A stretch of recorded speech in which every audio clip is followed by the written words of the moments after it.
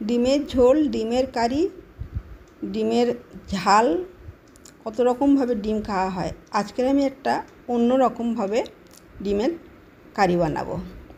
তার জন্য ডিম নিয়েছি, কাজু, কালো সর্ষে, 25 গ্রাম মতো পোস্ত, 1 চামচ নিয়েছি চালমগজ, 2টো পেঁয়াজ, 1 টুকরো আদা আর কয়েকটা কিশমিশ, কিছু রসুন গোটা, 2টো শুকনো লঙ্কা, একটা লাল লঙ্কা কাঁচা, একটা টমেটো নিয়েছি, কাশ্মীরি লঙ্কার গুঁড়ো, হলুদ, লবণ। এবারে কড়াই বসিয়ে দিলাম। কড়াই বসিয়ে দিয়ে আমি কিন্তু ডিমগুলো সিদ্ধ করে নিয়েছি, প্রয়োজন মতো ডিম সিদ্ধ করে নিয়েছি। ওটাতে একটু লবণ আর একটু হলুদ দিয়ে ওটাকে মেখে তারপরে ভাজা। এরকম করে করলে এটা খেতে ভালো লাগে। এবারে এটা কি তুমি এমনিও দিতে পারো, সিদ্ধ করে, ফ্রাই না করলেও হবে, কিন্তু ফ্রাই করলে একটু টেস্টটা ভালো হবে। তাই জন্য আমি এটাকে ফ্রাই করেই করেছি। কড়াইতে এবারে তেল দিয়ে দিলাম। কড়াই আমার গরম হয়ে গেছে। গরম হয়ে গেলে ফ্রাই করে নেব ভালো করে। আর এটার টেস্টটা আমি নতুন করেছি নিজের মতোই মনে করে, কেননা অনেক রকমভাবে তো সব ডিমের তরকারি আমরা করে করে খেয়েছি। এটাকে আমার মনে হলো একটু অন্য রকমভাবে করি, তাই করে তোমাদের সবাইয়ের সাথে শেয়ার করার চেষ্টা করছি। দেখো, এমনি করে পরপর ডিমগুলো একটু ভেজে নেওয়া। টুকরো করে দিলাম এই কারণে, তাহলে আর কি কুসুমটার টেস্ট খানিকটা বেরিয়ে যাবে, তাতে কারিটা খেতে টেস্টি হবে বেশি। কুসুমের দিকটা ভাজা হয়ে গেলে উল্টিয়ে আবার পিছন দিকটা ভেজে নেব, উল্টো দিকটা। ডিমটা মোটামুটি ভালো করেই ভেজে নেওয়া হয়ে যাচ্ছে। এবারে ভালো করে ভেজে নিচ্ছি, কারণ ডিমটা যেহেতু ভাজাই করছি, আমি বললাম আগে বলেইছি সিদ্ধ করেও দেওয়া যায়, আমি যেহেতু ভাজা করছি সেই জন্য একটু ভালো করে এপিট উপিট করে ভাজা করে নিলাম। নিয়ে এবার পরপর তুলে নিচ্ছি। তুলে নিয়ে আমার কড়াই কাজ হয়ে যাবে শেষ, কিন্তু 2টো আমি শুকনো লঙ্কা ভেজে নেব, পরে ওটা কেমন কী করব দেখিয়ে দিচ্ছি। এই 2টো শুকনো লঙ্কা ভেজে নিয়ে আমার নিলে হয়ে যাবে। আমি তো কাঁচা লঙ্কার কোনো ব্যবহার করছি না, এখানে কোনো কাঁচা লঙ্কা ব্যবহার করব না, একটাই শুধু সাজানোর জন্য লাল কাঁচা লঙ্কা নিয়েছি। ব্যাস, এবার আমি গ্যাসটা এখন অফ করে দিচ্ছি, দিয়ে আমার কড়াইয়ের কাজ শেষ। পোস্ত, সর্ষে, কাজু আর চালমগজ, আদা, এগুলো ভালো করে আমি বেটে নিয়েছি। একটা পেঁয়াজ আমি কুচিয়ে নিয়েছি, একটা আমি পেঁয়াজ গ্রেট করে নিয়েছি। নিয়ে ওগুলোকে একটা টিফিন পাত্রে আমি ভালো করে সব পেস্ট মাখিয়ে নিয়ে তারপরে আমি আমার কারিটা বানাবো। একটা টমেটো সেটাও কুচিয়ে নিয়েছি, নিয়ে আর পরপর আমি দিয়ে দিচ্ছি, দিয়ে ওটাকে একসাথে মেখে নেব। কাজুটা আমি দিয়েছি টেস্টটা ভালো লাগার জন্য, মুখে টুকটাক পড়বে তখন ভালো লাগবে। কিছু আমি রসুন বেটেছি, কিছু রসুন গোটা রেখেছি, ওটাও মুখে টুকটুক পড়লে ভালো লাগবে।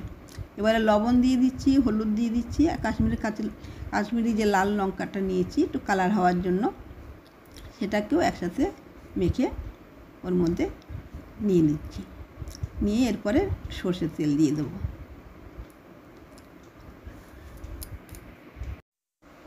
এটা কিন্তু সুন্দর করে মাখতে হবে, কাঁচা তেলও এর মধ্যে দিয়ে সেটাও সুন্দর করে মেখে একদম পুরো সমস্ত জায়গায় যেন সমানভাবে মাখাটা হয়, তাহলে আর কি টেস্টটা ভালো হবে, সব জায়গায় সমান টেস্ট পাওয়া যাবে। সেই মতো করেই মেখে নিচ্ছি। মেখে তারপরে ওই আমি মশলা ধোয়া জলটা নিয়েছিলাম, সেই জলটা ওর মধ্যে অ্যাড করে দিচ্ছি। দিয়ে যদি একটু ঝোল ঝোল মতো যদি কারোর দরকার হয় আর একটু জল দিয়ে দেওয়া যায়, দিলে টেস্টটা খারাপ লাগবে না, ভালোই লাগবে একটু ঝোল ঝোল গরম ভাতের সাথে। আমি একটু ঝোল দিচ্ছি কম করে, কেননা আমি বেশি লাগবে না, সেই বলে এটা তো বেশি ঝোল তো শেষ মরে যাবে না, তো সেই কারণে ফোটাটা কম হবে, তাই আমি বেশি জল দিলাম না। এবারে ধনেপাতাও ওর সাথে একটু নেড়ে করলে গন্ধটা, ধনেপাতার গন্ধটা ভালো লাগবে। এখন এর সাথে আমি একটু ধনেপাতাও মিক্সড করে দিয়ে দিচ্ছি। দিয়ে তারপরে পরপর আমি ডিমগুলো সাজিয়ে দিচ্ছি। ডিমগুলো সব সাজিয়ে দিলাম। সাজিয়ে দিয়ে তারপরে এতে একটু একটা লঙ্কা, কাঁচা লঙ্কা যেটা রেখেছি, আর গোটা গোটা রসুন কিছু দিয়ে দিলাম।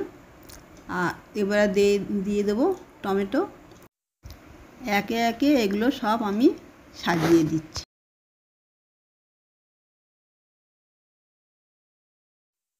ব্যাস মোটামুটি সব সাজিয়ে আমার দেয়া হয়ে গেল। এবার আমি কাঁচা তেল উপরে একটু ছড়িয়ে দিয়ে দিলাম। এখন যে লঙ্কা দুটো ভেজে রেখে দিয়েছিলাম সেটাকে হাত দিয়ে ভালো করে গুঁড়িয়ে ওতে ছড়িয়ে দিয়ে দিচ্ছি। ভালো করে ওরা দিয়ে দিলে ওর ভালো গন্ধটা খুবই সুন্দর হয়ে যাবে আর কি। যেহেতু কাঁচা লঙ্কা ব্যবহার করিনি, শুকনো লঙ্কার গন্ধ খুবই সুন্দর হবে। দিয়ে এবারে ঢাকা দিয়ে দিলাম। ঢাকা দিয়ে এবারে রেখে দিচ্ছি। এবারে আমি গ্যাসটা জ্বেলে আমি একটা প্যান বসিয়ে দিলাম। প্যানেতে কিছুটা জল ঢেলে দিয়ে দিচ্ছি। জল ঢেলে দিচ্ছি। ওটা ভালো করে ফুটে উঠলে তারপরে আমার কাজ। টিফিন বক্সটা আমি বসিয়ে দিলাম, কিন্তু টিফিন বক্সটা দেখতে হবে জলটা ফুটে উঠে যেন টিফিন বক্স থেকে জল ঢুকে যাবে না, সেই মতো লিমিট রেখে আমার জল দিতে হবে। দিয়ে দিয়েছি। দিয়ে এবারে ঢাকা দিয়ে দিলাম। এর জন্য আমাকে অন্তত 10 মিনিট ফোটার জন্য সময় দিতে হবে। 10 মিনিট পরে আমি আবার ফিরে আসলাম। সেই গ্যাসটা অফ করে দিলাম। এখন আমার আইটেমটা রেডি। এবারে জল থেকে আমি টিফিন বক্সটাকে বাইরে তুলে নিচ্ছি।